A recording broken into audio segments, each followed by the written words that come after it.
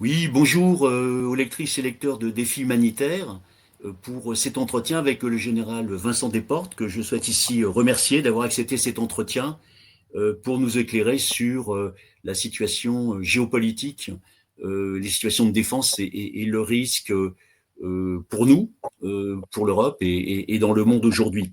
Alors, avant de poser une première question, je voudrais préciser deux points. Le premier, c'est que il n'est pas habituel pour une revue humanitaire de proposer un entretien à un général, à un militaire, mais nous savons que l'Ukraine, la guerre en Ukraine, a provoqué des millions de déplacés, de réfugiés, a provoqué des pertes très importantes parmi les soldats ukrainiens, mais aussi les civils, que chaque jour, des destructions sont opérées par la Russie sur les infrastructures en Ukraine, avec toutes les conséquences que cela entraîne, que le coût de la reconstruction est évalué aujourd'hui à 700 milliards de dollars, ce qui est absolument considérable.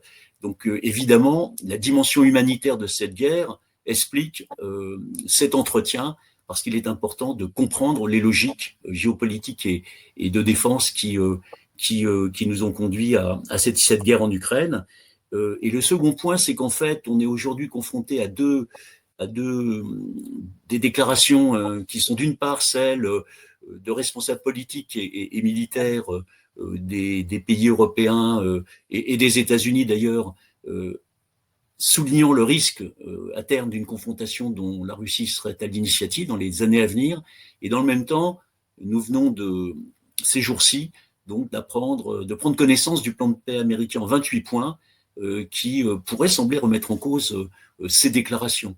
Donc nous sommes restés sur les questions que nous avions préparées pour cet entretien qui a été réalisé il y a quelques jours avant sa publication, mais nous viendrons bien sûr à la fin de l'entretien sur ce plan de paix américain. Voilà.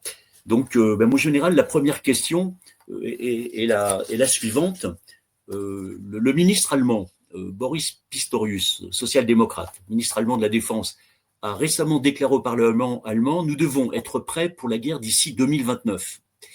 De même, pour le secrétaire à la guerre des États-Unis, Pete Hegseth, celui-ci a déclaré: nous vivons un moment 1939.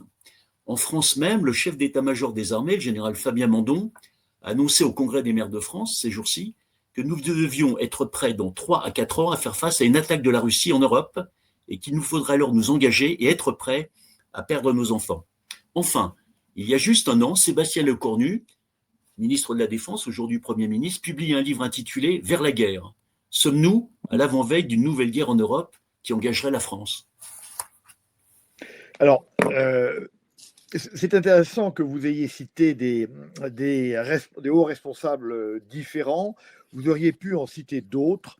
Vous auriez pu citer les autorités polonaises, vous auriez pu citer les autorités baltes, les autorités britanniques, qui portent tous le même jugement. Il y a aujourd'hui un risque de confrontation entre l'Europe, peut-être l'OTAN, et la Russie. Si tous ces pays le disent, ces pays ont des services de renseignement qui sont différents, avec des sources qui sont parfois les mêmes, mais parfois également diverses, le disent tous. C'est donc que derrière, il y a évidemment quelque chose. Et que donc les nations, les hommes politiques ne peuvent pas, en responsabilité, ne pas tenir compte de ces avertissements.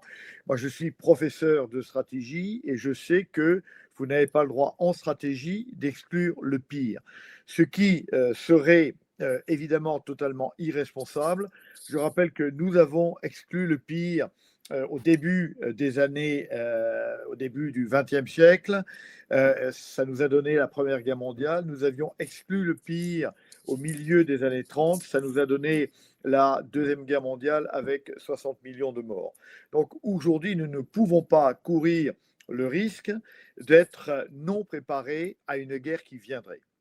D'autant que, d'autant que le point n'est pas d'arriver prêt pour faire cette guerre, mais de faire en sorte que parce que nous y sommes prêts, elle n'arrive pas. Ce qui est différent. Ce qui est différent. S'il y a un agresseur aujourd'hui en Europe, il ne peut être évidemment que la Russie, dont elle a montré qui a montré, depuis le début des années 2000, qu'elle faisait se succéder des guerres qu'elle initiait au rythme de une tous les 3 ou 4 ans. Et donc, il y a une certaine crédibilité dans le propos de ces autorités. Et donc, aujourd'hui, cette guerre est possible, et donc elle ne doit pas arriver, et elle n'arrivera pas si nous sommes suffisamment dissuasifs pour qu'elle n'arrive pas. Or, aujourd'hui, nous ne le sommes pas. Les Britanniques, le dernier rapport sur la défense britannique qui a été dévoilé hier, indique que l'armée britannique, qui a toujours été une des grandes armées européennes, ne serait pas capable de faire face à une attaque. L'Allemagne pense également qu'elle ne serait pas capable. Nous savons que nous ne serions pas capables. On voit donc qu'il y a un besoin absolu de se mettre de se doter de capacités de défense qui nous permettraient de ne pas perdre dans cette guerre, mais surtout, évidemment, de l'éviter. Pourquoi 3 ou 4 ans? Pourquoi 3 ou 4 ans? C'est une question qui. Pourquoi pas 5? Pourquoi pas 10, etc. 3 ou 4 ans, c'est le minimum et le possible. Le minimum, pourquoi? À condition que la guerre s'arrête entre l'Ukraine et la Russie l'année prochaine. Et tout le monde le souhaite. À partir de ce moment-là, les services de renseignement des pays occidentaux considèrent que la Russie aura besoin de 2 ans, mais pas plus de 2 ans, pour avoir reconstitué ses stocks, avoir porté sa force combattante à 2 millions de combattants et être en mesure effectivement de lancer une agression non pas contre l'Europe globalement, mais contre des vulnérabilités que l'Europe présente. Donc, il y a non pas une probabilité, mais une évidente possibilité de guerre. Nous ne pouvons pas être irresponsables au point de ne pas en tenir compte et de ne pas nous préparer pour que cette guerre ne se réalise pas. Oui, je voudrais rappeler à nos auditeurs et lecteurs d'ailleurs que le général Vincent Desportes a exercé différents commandements en unité de combat état-major, qu'il est docteur en histoire, qu'il a été directeur du centre, enfin de ce qu'on appelait avant l'école de guerre, et puis que vous êtes aujourd'hui professeur à l'Institut des sciences politiques et à HEC. Alors, selon vous, est-ce que la France se prépare à ce risque que vous avez évoqué? Le quotidien L'Opinion du 19 novembre nous apprend que la décision a été arrêtée de créer un service militaire volontaire qui rassemblerait 10 000 jeunes en 2030 et 50 000 en 2025, en plus des 210 000 militaires professionnels et de 80 000 réservistes à l'horizon 2030. De même, le gouvernement prépare-t-il l'opinion publique à la possibilité d'un conflit quand le secrétariat général à la défense nationale vient de publier et diffuser un livret intitulé Tous responsables qui explique comment se préparer très concrètement à des temps difficiles. Alors, est-ce que la France se prépare? Bien sûr, puisque, comme je l'ai dit, la France n'est pas préparée. Pourquoi n'est-elle pas préparée? On peut se poser cette question-là. Eh bien, la première des réponses, c'est que l'armée, c'est toujours non pas l'armée de l'armée, mais c'est l'armée du peuple qui s'exprime à travers son Parlement. Et la mission qui avait été donnée à l'armée française jusqu'à il y a 2 ans ou 3 ans, c'était d'être prêt à projeter 15 000 hommes à quelques milliers de kilomètres pour intervenir en dehors du territoire national face à des forces peu organisées. Et les armées françaises ont été dotées d'un budget qui était insuffisant, mais qui nous a permis de monter une armée capable de remplir la mission qui lui était confiée. Et j'en veux pour preuve l'excellence dans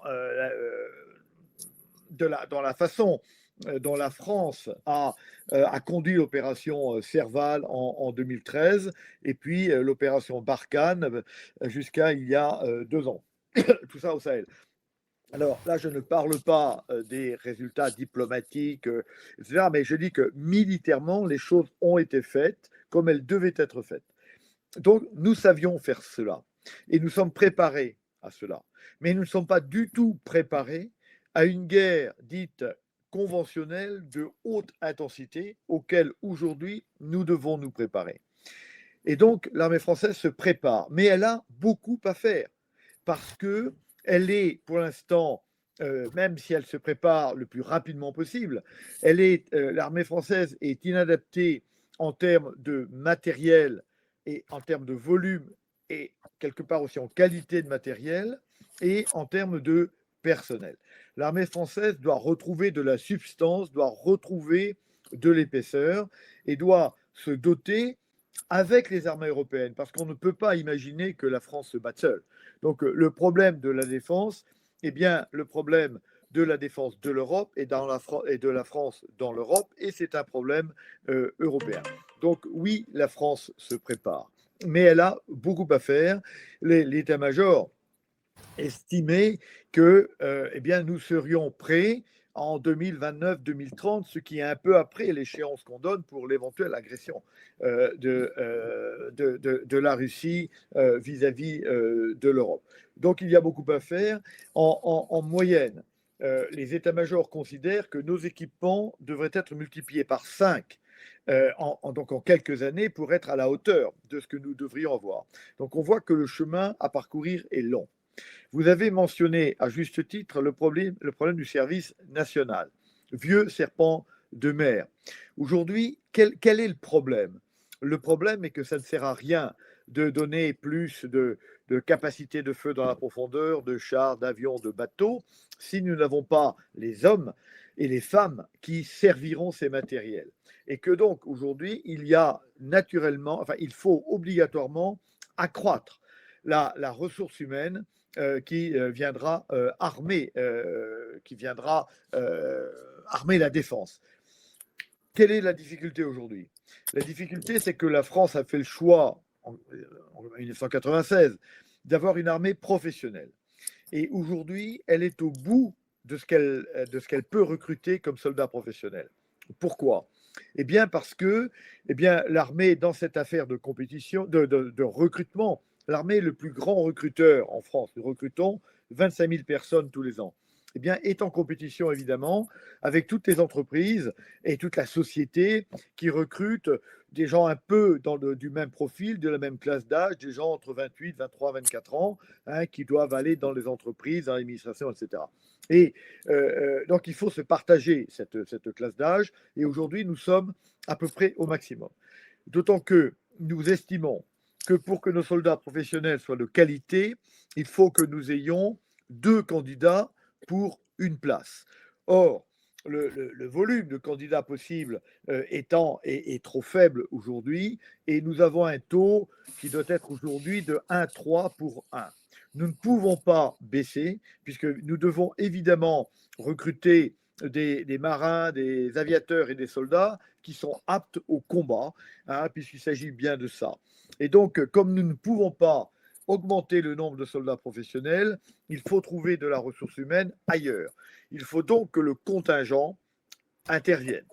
On ne peut pas, évidemment, et on ne doit pas rétablir un service national obligatoire et universel, pour une raison simple, c'est qu'une classe d'âge aujourd'hui, c'est 800 000 jeunes femmes et jeunes hommes. Et on n'a absolument pas besoin de cette masse dont le recrutement ou la mise sous les drapeaux exigerait la reconstruction de dizaines et de dizaines de casernes que nous n'avons plus puisque nous les avons vendues 1 euro il y a maintenant 40 ans. Et il faudrait des sous-officiers, des officiers, et nous n'en avons pas besoin militairement. Or, le problème est un problème de défense aujourd'hui. Il faut donc faire appel à une nouvelle population. C'est ce qui va être appelé, c'est ce qui est déjà appelé, un service national volontaire. C'est-à-dire que les armées seront de plus en plus ouvertes, vous avez cité des chiffres, à des jeunes qui, et c'est très bien, accepteront, plutôt choisiront, de venir servir la France, de venir servir les valeurs de la France, etc. Et tout ce qui nous fait, nous, Français et nous, Européens, au sein des armées françaises. Donc un volontariat sera établi. Il y aura donc des jeunes Français qui viendront et qui, évidemment, dont l'engagement sera compensé. compensée d'abord par une solde qui sera tout à fait substantielle, compensée peut-être par des avantages, des permis de conduire, des aides médicales, etc. On a à trouver les voies pour rendre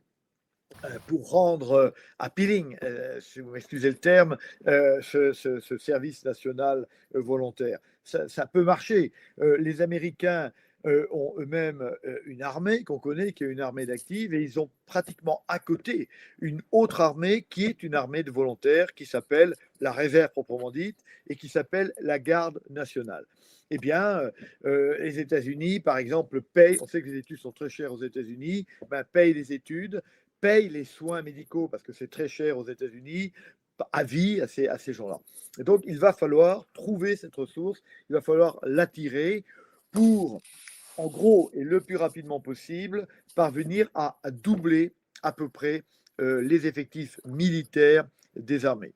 Vos auditeurs doivent bien comprendre qu'aujourd'hui, la menace à laquelle nous faisons face est beaucoup plus sérieuse et beaucoup plus importante que la menace à laquelle nous faisions face pendant la guerre froide. Eh bien, nous sommes infiniment moins préparés, infiniment moins équipés, nous avons infiniment moins de ressources humaines que celles que nous avions pendant la guerre froide. Et donc, nous devons trouver cette ressource humaine, nous devons trouver ces équipements et donner une vraie substance à la défense de la France et à la défense de l'Europe pour que la guerre n'arrive pas. Alors, allons maintenant, parlons maintenant de l'Ukraine. Hein. Si la guerre d'invasion en Ukraine déclenchée par la Russie le 22 février 2022 est le point de bascule géopolitique dont on peut craindre qu'il ne se poursuive et s'élargisse, et cela concerne bien sûr la France et l'ensemble des pays membres de l'Union européenne et de l'Europe, êtes-vous préoccupé par les difficultés actuelles de l'armée ukrainienne à Pokrovsk, à Kupiansk et sur l'ensemble du front face à la poussée continue de l'armée russe? Aujourd'hui, la situation de l'Ukraine est une situation critique, ce qui est évidemment tout à fait déplorable, puisque si nous nous étions engagés de manière sérieuse à partir de l'agression irresponsable des Russes du 24 février 2022, nous n'en serions pas là.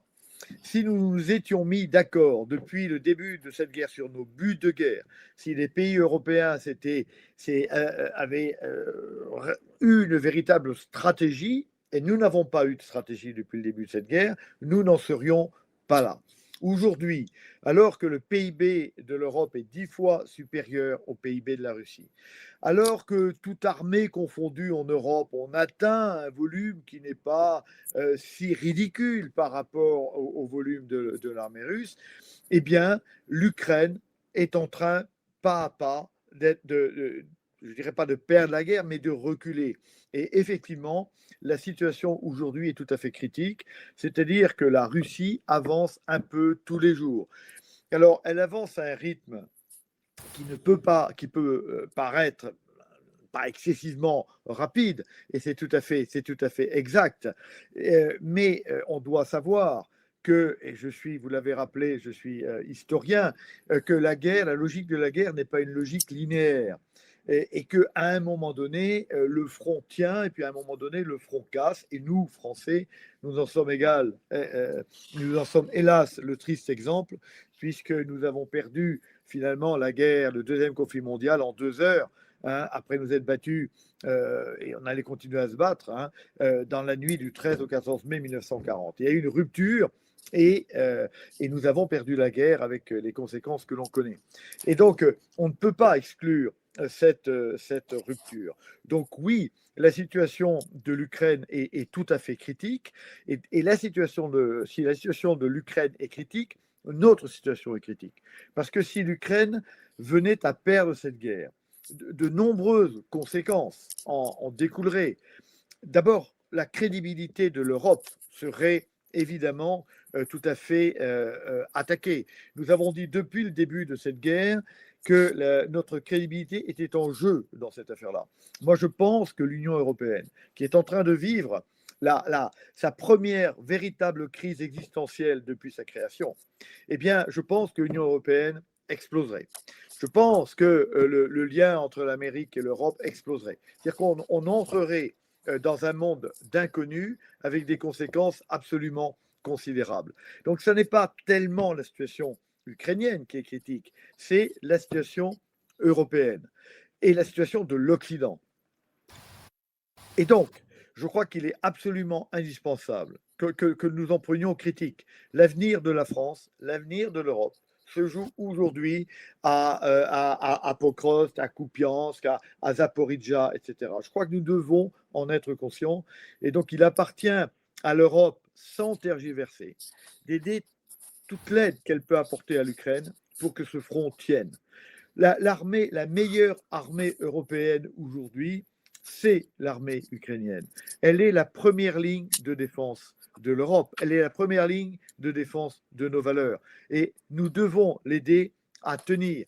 Si cette armée venait à craquer, si le front venait à s'effondrer, si des percées russes arrivaient, donc si l'armée russe arrivait, sur la frontière polonaise et la frontière roumaine, eh bien, nous serions en véritable danger et nous serions infiniment moins forts qu'aujourd'hui pour nous défendre contre les menées russes. Donc, oui, l'armée ukrainienne est en danger, oui, la situation est critique et oui, nous devons tout faire pour qu'elle ne dégénère pas.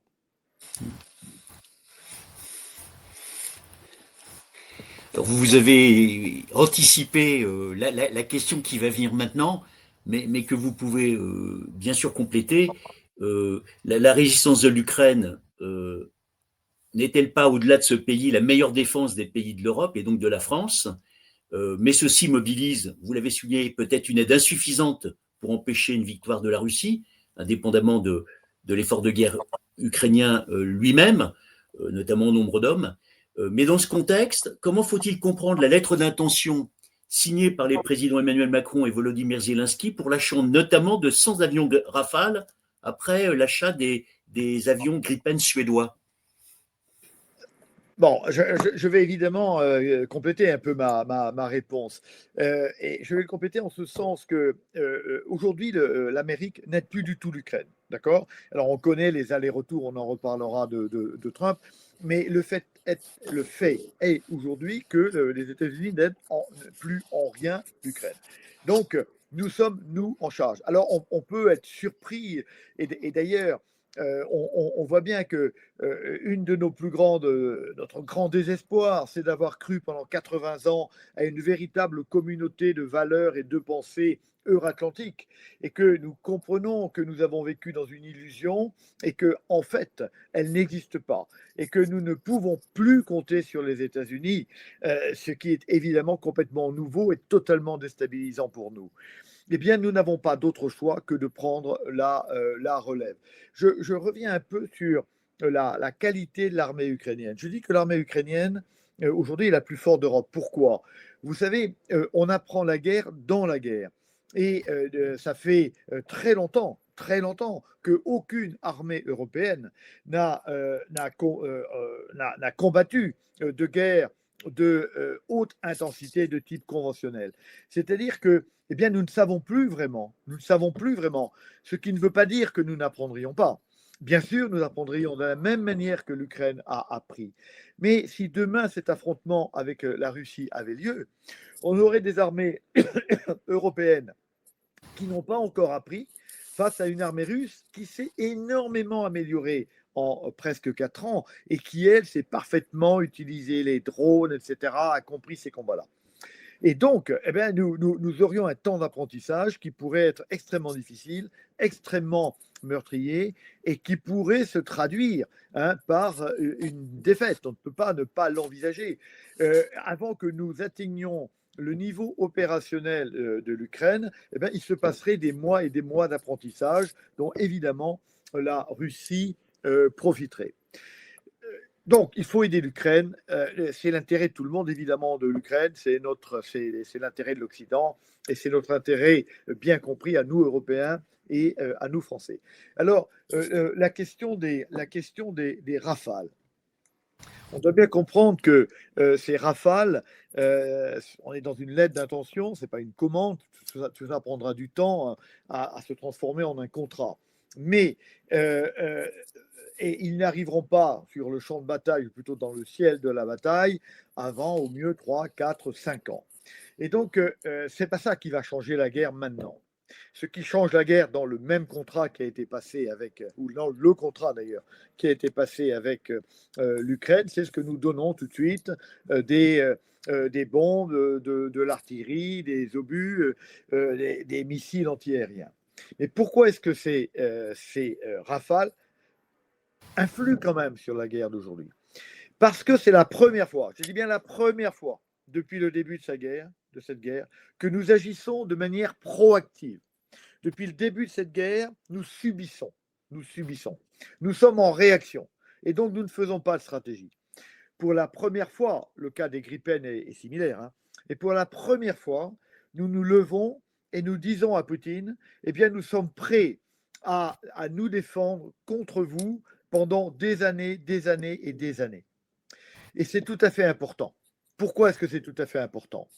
Parce que s'il advenait que la guerre d'Ukraine soit perdue par l'Ukraine et que le président Poutine se pose la question de ce que les Américains appelleraient le trade-off, c'est-à-dire quel est l'avantage que je peux retirer d'une nouvelle guerre et quel serait le coût de cette nouvelle guerre. Eh bien, nous, on lui dit, vous allez affronter des armées otaniennes qui sont en train de se réorganiser et qui sont en train de s'organiser dans la durée longue. Et donc, il serait folie de votre part de vous lancer dans cette agression. Ce qui ne veut pas dire qu'il ne le ferait pas, parce qu'on a compris que Poutine s'était lancé dans cette guerre en Ukraine alors qu'il était irrationnel de le faire. Mais néanmoins, nous affichons dans une volonté de défense dans le long terme, nous prenons date pour le futur et nous disons à M. Poutine, eh bien, nous ne céderons pas, nous ne subirons pas et nous nous défendrons.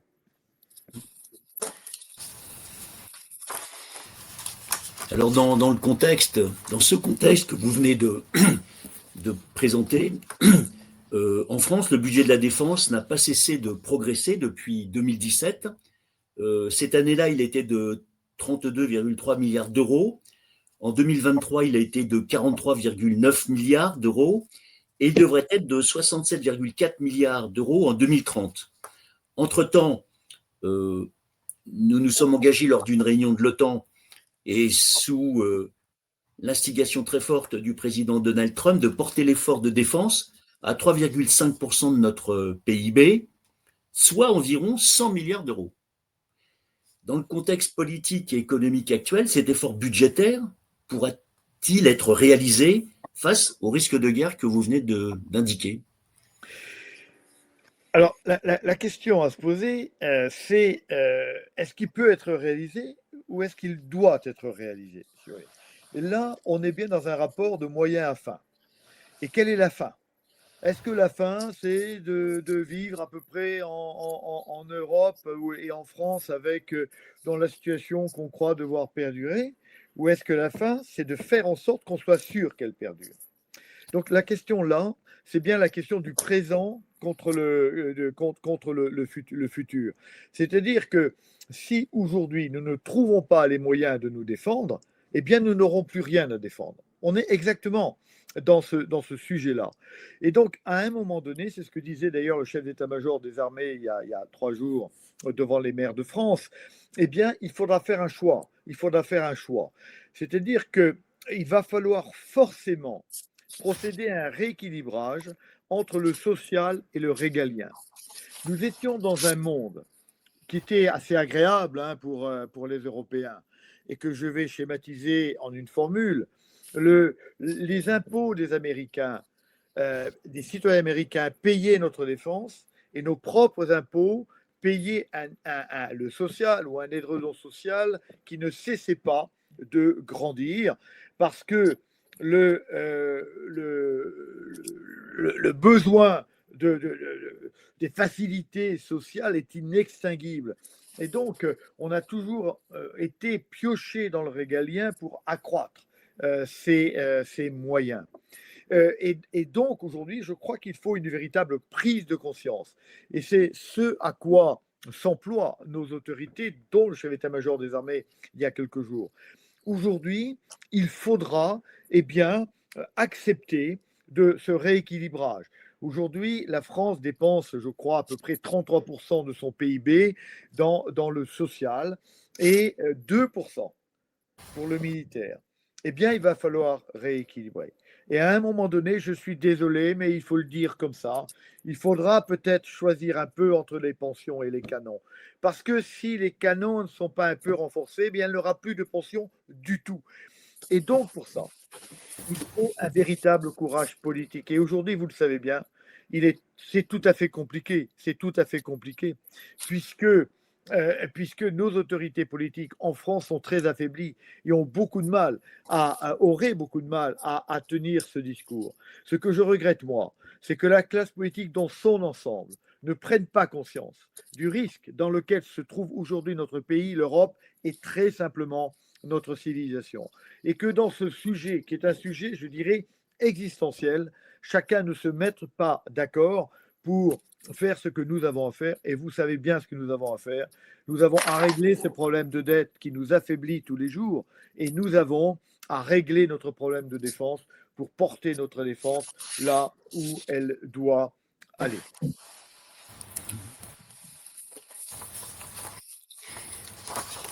Alors, juste avant cet entretien, nous avons appris la présentation d'un plan de paix américain en 28 points sur l'Ukraine, négocié manifestement avec la Russie, sans l'Ukraine ni les Européens, entre Steve Witkoff, le représentant de Donald Trump, et Kirill Dmitriev, représentant Vladimir Poutine. Qu'en pensez-vous? Ce plan a-t-il des chances d'aboutir? Et dans cette hypothèse, tout risque de conflit en Europe serait-il écarté? Alors, je me permets, excusez-moi, de reprendre votre question. Je pense que ce plan n'a pas été négocié.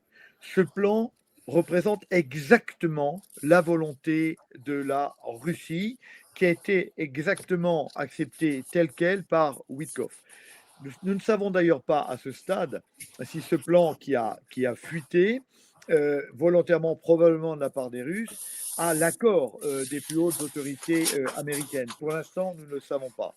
C'est un plan qui se situe exactement dans ce que certains appellent l'esprit d'encourage, du nom de la dernière rencontre entre les présidents Trump et Poutine. Et ce plan est le plan de la capitulation en race campagne. Ça reprend exactement les souhaits et les buts de guerre du président Poutine. Et il est clair que ce plan, qui a été négocié, qui n'a pas été négocié, je répète, qui a été imposé, et discussions éventuelles, je ne suis même pas sûr qu'il y ait eu de discussion, ont eu lieu sans qu'il y ait l'intégralité des parties prenantes, et la partie prenante quand même essentielle qui s'appelle l'Ukraine, et la partie prenante également essentielle qui s'appelle l'Europe. Nous ne sommes pas dedans. Et donc, évidemment, ce plan est totalement inacceptable en lui-même et ne sera pas accepté. D'ailleurs, je pense qu'il est fait pour ne pas être accepté. Parce que quand la Russie dit bah, voilà notre plan, sachant que tant les États-Unis, finalement les États-Unis même, mais l'Europe et l'Ukraine, on a déjà refusé des boutures à peu près semblables dans les mois derniers, la Russie sait bien que le plan ne sera pas accepté. Et que donc, ça lui donne deux possibilités. Un, de dire à nouveau à la face du monde, ou d'exprimer ce mensonge à la face du monde, hein, qui est de dire c'est l'Ukraine qui ne veut pas la paix. Et la deuxième chose, comme le plan ne sera pas accepté, eh ben ça permet à l'Ukraine de continuer la guerre. Nous avons dit il y a quelques minutes que la Russie était à son avantage, que la Russie était dans le mouvement en avant. Eh bien, la Russie va continuer la guerre. La Russie va continuer la guerre parce qu'elle sait que le plan ne sera pas arrêté. Donc, est-ce que ce plan va rendre la paix possible? Non, parce qu'au contraire, c'est un plan qui est fait pour la guerre, pour que la guerre continue. Et soyons sûrs que, pour de multiples raisons dont on peut parler, Poutine ne s'arrêtera que quand son trade-off, dont j'ai déjà parlé, lui indiquera qu'il vaut mieux pour lui arrêter la guerre. Et aujourd'hui, il a intérêt à continuer la guerre. Il gagne, il pousse l'Ukraine hein, et l'Europe n'est pas encore capable de lui résister. Donc Poutine a intérêt à pousser, vous savez, la série des petits drapeaux qui correspond au front le plus loin possible pour que la paix se fasse aux conditions meilleures que lui, puisque la paix à la fin, elle se fait quand même sur la ligne tenue par les uns et les autres. Et donc c'est un plan de paix qui est un plan non pas de paix, mais un plan de capitulation qui est fait par les Russes, qui a été dicté par les Russes, qui n'est acceptable ni par Zelensky ni par l'Europe, et qui est en fait un plan de continuation de la guerre. Alors notre entretien porte essentiellement, bien sûr, sur l'Ukraine et par voie de conséquence sur la France et l'Europe, hein, la France en Europe, mais peut-être un mot sur, pour éclairer et élargir la perspective géopolitique et les risques qu'elle induit au niveau international, peut-être un mot sur la manière dont vous voyez la situation en Asie, dans l'Indo-Pacifique, lieu de confrontation potentielle, mais aussi en Afrique, quand on apprend que les mouvements djihadistes aujourd'hui encerclent notamment Bamako pour l'asphyxier. Un mot peut-être pour élargir un peu la focale, je dirais, géopolitique et stratégique. Très bien. Alors, si on agrandit, et je crois que vous avez raison de le faire, parce que aujourd'hui, on est dans un monde qui a plus de frontières, un monde où il n'y a plus de distance et où même le temps n'existe plus. Et donc, tout ce qui se passe du côté de Taïwan a un impact chez nous, tout ce qui se passe en Afrique nous concerne, etc. Donc, vous avez évidemment raison. Alors, et je crois que ce que je voudrais dire d'abord, avant de rentrer dans le détail, c'est que nous sommes à un moment, non pas de bascule, mais à un moment de rupture. C'est-à-dire que nous rentrons véritablement dans un monde nouveau qui sera complètement différent du monde d'hier. C'est-à-dire que le monde est régi par des ordres et que l'ordre du monde qui a été créé en 1945 a changé complètement, on le sait, à la chute du mur, et que cet ordre du monde-là, eh bien, aussi est en train de s'effondrer. Et qu'aujourd'hui, nous allons rentrer dans un monde qui sera réorganisé, qui sera régulé de manière complètement différente. Mais quand je dis complètement différente, c'est complètement différente.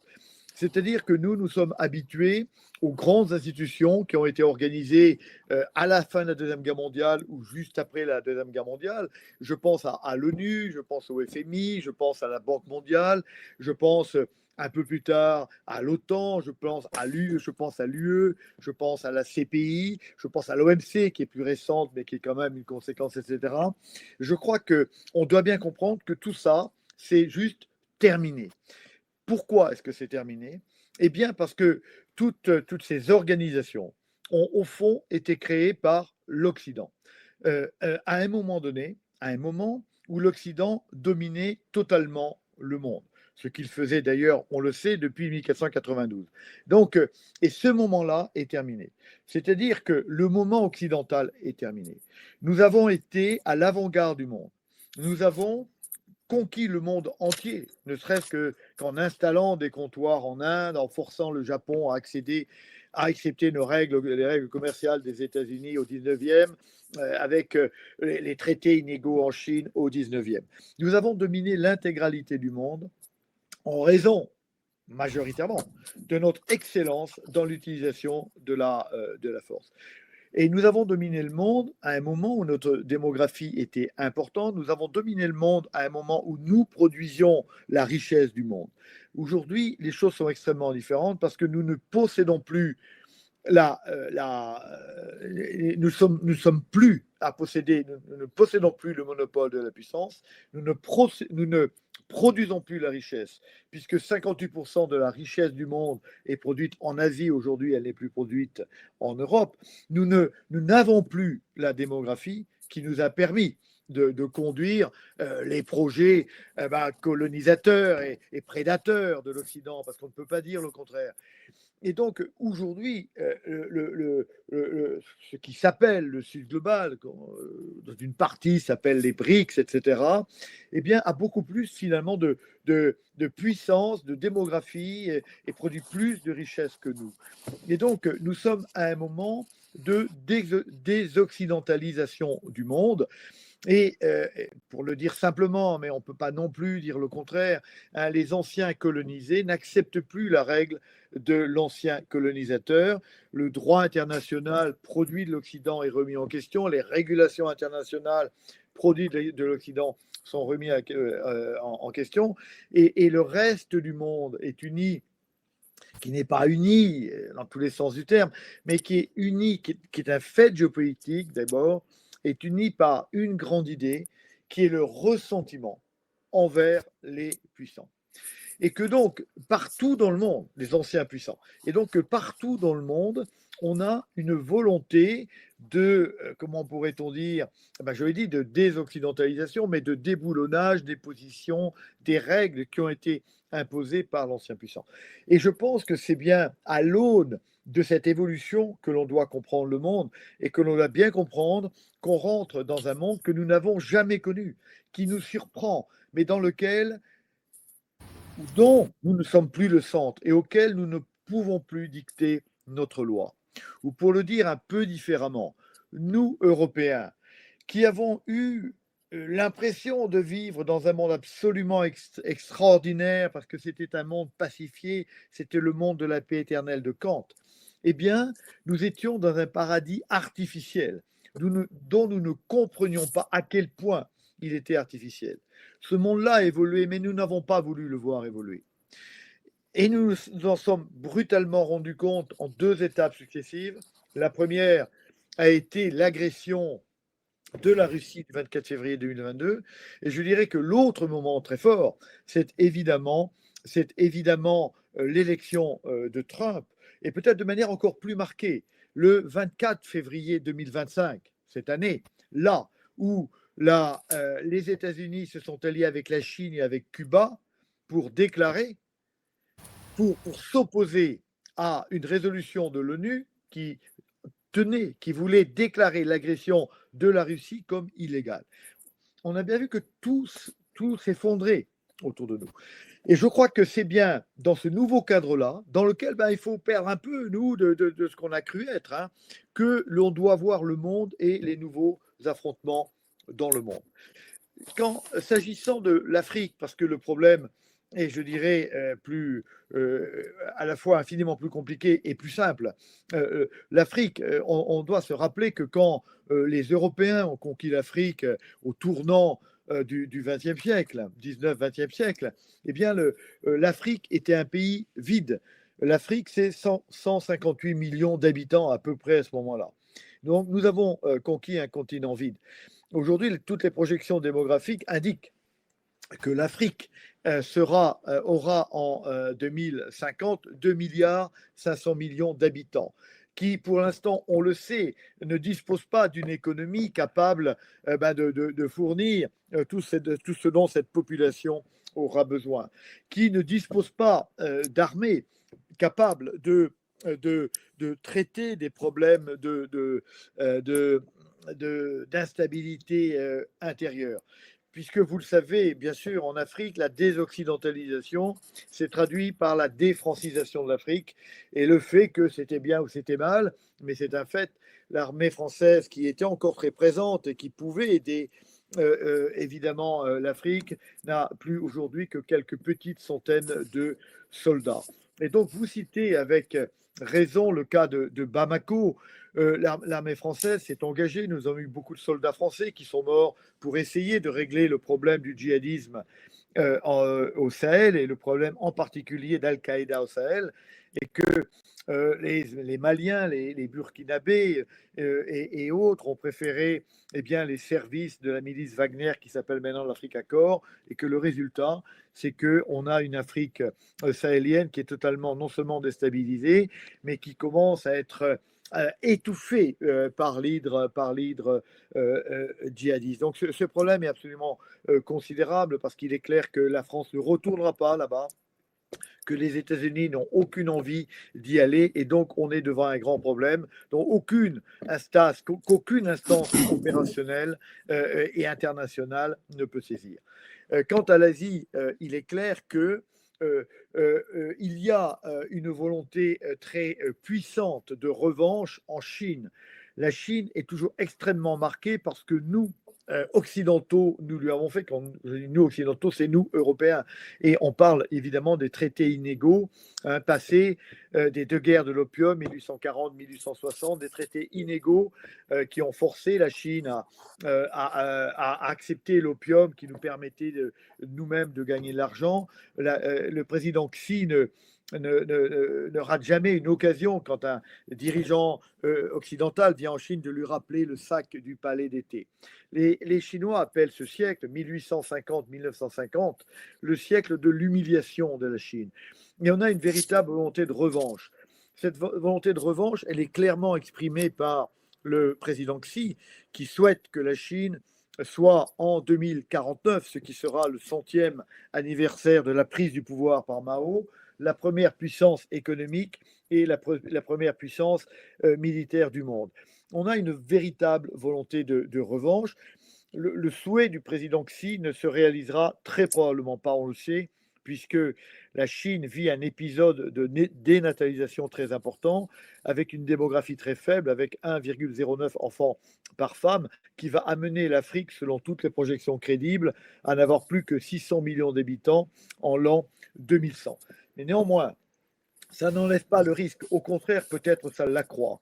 La Chine a cette envie irrépressible de se saisir de Taïwan, qui après tout était également une ancienne colonie occidentale, et de rétablir l'intégrité territoriale de la Chine.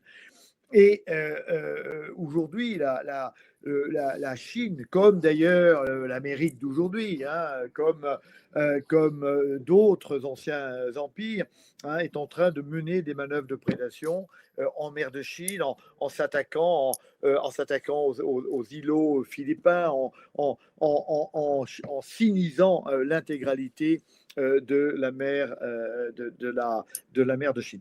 Et donc, oui, il y a, et on ne peut pas imaginer que tout cela ne crée pas un risque de conflit majeur, d'autant que pour les États-Unis, le premier ennemi, le pire compétiteur, comme disent les Américains, c'est bien d'abord la Chine.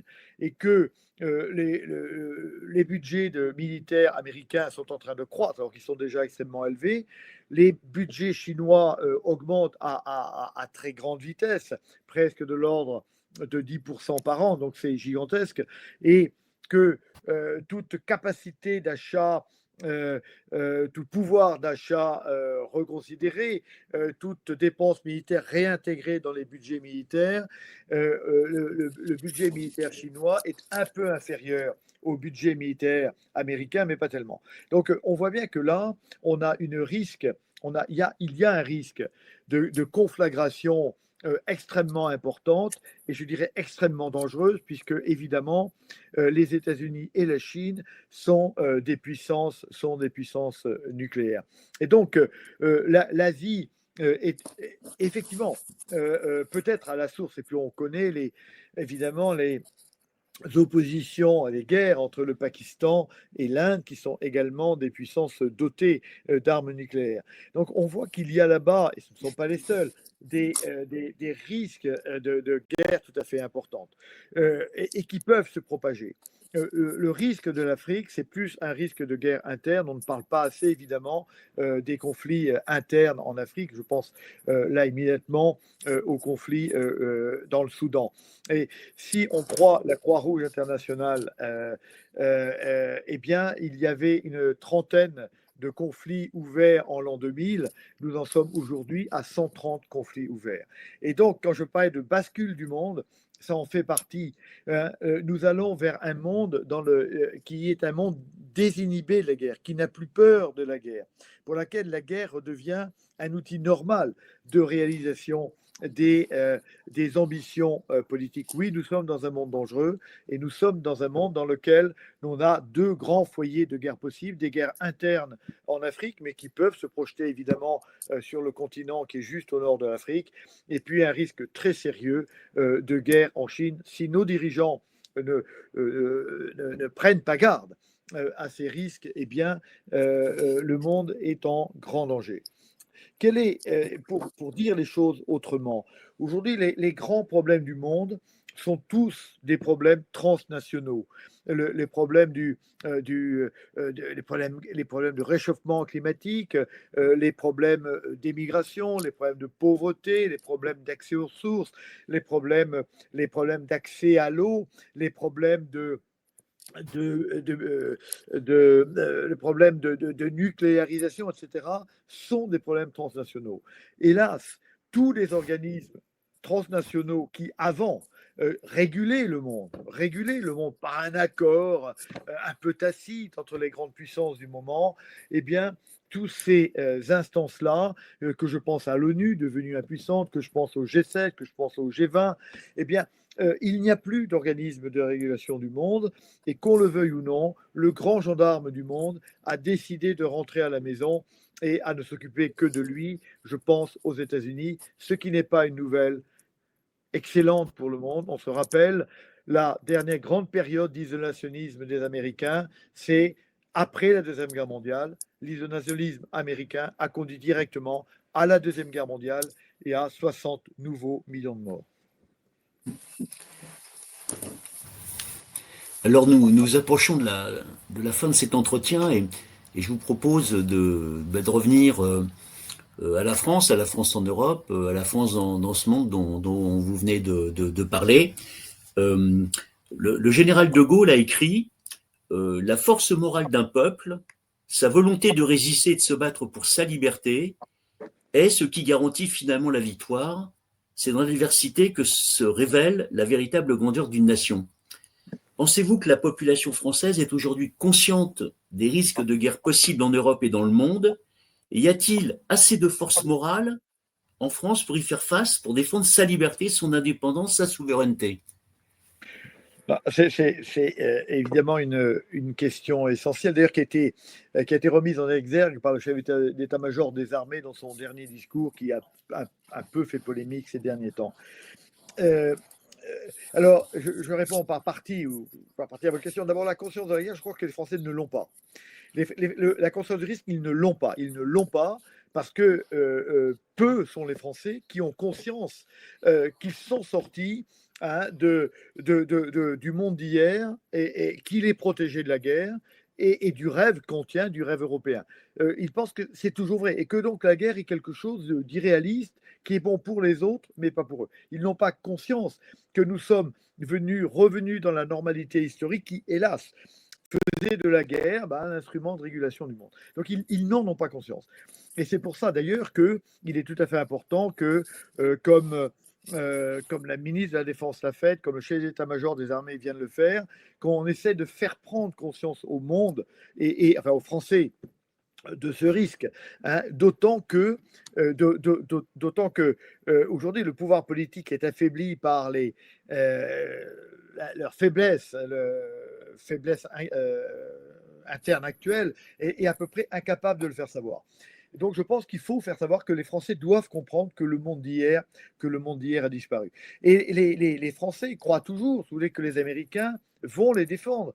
Parce que ça fait, à juste titre, depuis 1949, on leur dit, il y a nous, mais il y a les Américains, ne vous en faites pas, ils sont venus 2 fois et ils viendront une 3e fois. Il est clair que les Américains, ne resteront pas en Europe. Le vice-président américain Vance l'a dit très clairement à la conférence de Munich au printemps dernier. Il le dit, je cite, « Vous ne pouvez pas croire que nous resterons éternellement en Europe pour vous défendre. » Donc, ce sera à nous de nous défendre. Et si nous ne croyons pas à la nécessité de nous défendre, nous ne serons pas défendus. Et donc, ça, c'est le premier point qui me paraît important. Donc, il faut que les Français prennent conscience que nos valeurs, notre démocratie, notre liberté n'est pas une donnée et qu'un jour, il faudra la défendre. Et je voudrais citer sur ce point J'ai vécu longtemps aux États-Unis. D'une part, un dicton américain, mais qui me paraît extrêmement intelligent. Les Américains disent, parce que la formule est bonne en anglais, Freedom is not free. La liberté n'est pas gratuite. Nos générations, ma génération à moi j'ai j'ai beaucoup de la génération de mon grand-père, de mes grands-oncles qui sont morts pendant la Première Guerre mondiale. J'ai des oncles qui sont morts pendant la Deuxième Guerre mondiale. Donc, bien que ne l'ayant pas vécu, ma génération à moi, qui est en train de partir, évidemment, encore une grande conscience de ce que peut être la guerre et ce que peuvent être la guerre et les horreurs de la guerre. Les jeunes générations, eh bien, se sont désintéressées de la guerre parce qu'ils ont cru que la guerre était morte. Mais la guerre, évidemment, n'était morte que chez nous, parce qu'on avait créé quelque chose d'extraordinaire en Europe qui s'appelle la paix positive. Depuis le début du monde, la guerre n'a toujours été vécue comme un instant entre deux guerres. Et nous, parce que nous avions tellement souffert de la guerre, on avait inventé quelque chose. Mais c'était un rêve. C'était un rêve. Nous croyions un modèle, nous n'étions qu'une exception que personne au monde n'a imité. Et aujourd'hui, cette exception-là est menacée. Et donc, effectivement, il faut que les Français prennent conscience de cette menace s'ils veulent protéger leur exceptionnalité, notre civilisation, c'est-à-dire l'humanisme, qui est évidemment extrêmement, extrêmement important. Donc, cette force d'âme, effectivement, il faut la travailler. Avec un problème que je citerai pour terminer ma réponse, c'est que la mondialisation, qui a été voulu évidemment par les Américains et qui a profité aux Américains, qui a profité d'abord à l'économie américaine, même si nous-mêmes nous en avons profité, cette mondialisation a un contre-coup, un double contre-coup, je dirais. La première, c'est que quand on est citoyen du monde, eh bien, on n'est plus citoyen de la France. Ou alors, il est difficile d'être citoyen de la France et citoyen du monde. Et une bonne partie de la jeunesse ne comprend pas ces problèmes-là, ne comprend pas cette vieille règle du monde énoncée par La Fontaine. Hein, euh, pardon, c'est le fort qui a raison. J'oublie là le premier vers de la fable la raison. La raison du plus fort est toujours la meilleure. Nous, on a cru que la raison de la raison était la meilleure. Non. Et donc, il y a ce phénomène-là. Il y a ce phénomène-là. Le deuxième phénomène, c'est que la mondialisation a eu comme contre-coup l'exacerbation des nationalismes.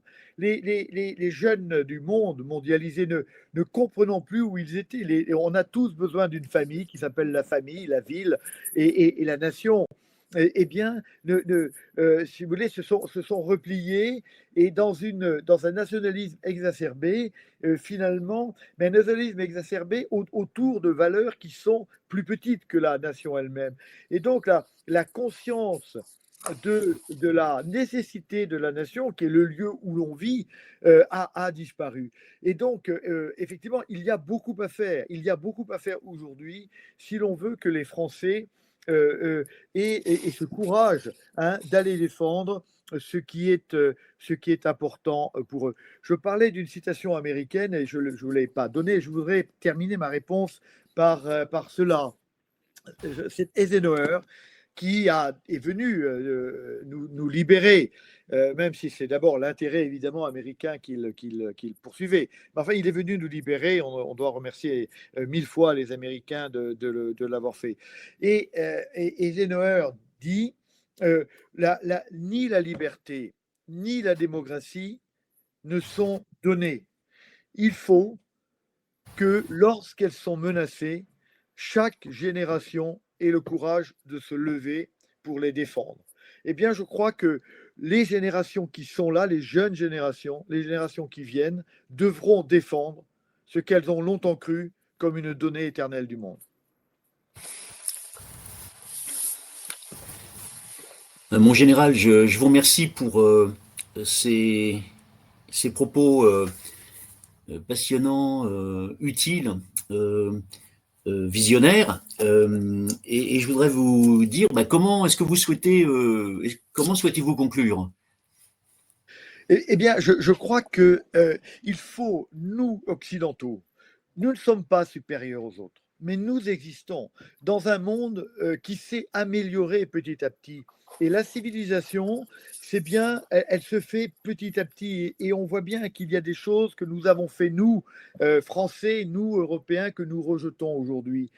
Parce que le propre de notre civilisation, c'est ça qu'elle est extraordinaire, c'est c'est une civilisation critique et que nous sommes assez forts pour arriver à porter un regard critique sur ce que nous avons fait. Non pas pour le rejeter, parce qu'on ne peut pas passer le passé au tribunal du monde, mais pour comprendre que nous pouvons faire mieux. Et je trouve que notre civilisation occidentale est arrivée à un niveau exceptionnel, d'humanisme en particulier. Mais il est exceptionnel, et parce qu'il est exceptionnel, il est lui-même en danger. Ce que je veux dire, c'est que nous avons beaucoup à défendre, et nous aurions beaucoup à perdre. Si notre civilisation, qui s'est formée en 2500 ans, oui, de guerre, de lutte intestine, de révolution, de choses que nous rejetons totalement aujourd'hui, mais qui nous ont amenés dans un monde dans lequel notre valeur essentielle, l'humanisme, et notre valeur centrale, notre colonne vertébrale, eh bien ce monde-là, nous devons le défendre. Et nous devons être fiers de ce que nous sommes. Nous sommes, nous sommes l'Europe des Lumières, nous sommes l'Europe d'Athènes, nous sommes l'Europe de la philosophie des Latins et des Romains, etc. Nous sommes un capital construit petit à petit. Ce capital est menacé aujourd'hui parce qu'il s'est quelque part affaibli de ses propres qualités. Eh bien, nous devons le défendre et nous devons croire en nous-mêmes parce que nous avons en nous-mêmes, nous sommes l'Europe, nous sommes la France et nous sommes capables de défendre ce que nous avons construit dans le temps long sur notre continent. Nous devons avoir confiance en nous, nous devons être persuadés que ce trésor que nous avons construit, parfois dans le sang et souvent dans le sang, nous devons le défendre, mais nous pouvons le défendre. Donc, je dirais, certitude de la qualité de ce que nous sommes. Nous ne sommes pas supérieurs, mais nous sommes quelque chose de tout à fait remarquable. Ce quelque chose de remarquable est en danger. Nous devons le défendre et nous pouvons le défendre parce que nous sommes la France et que nous sommes l'Europe. Eh bien, je vous remercie pour cet entretien, ce grand tour d'horizon sur les réalités, les menaces, les enjeux, les défis et à relever pour vivre libre, indépendant et souverain, de préférence, plutôt qu'asservi. Voilà. Donc, je vous remercie. Cet entretien donc sera également retranscrit par écrit, donc on peut le visionner à la fois, mais aussi le lire dans la revue Défis humanitaires publiée en ligne. Donc encore une fois, merci et bonne journée.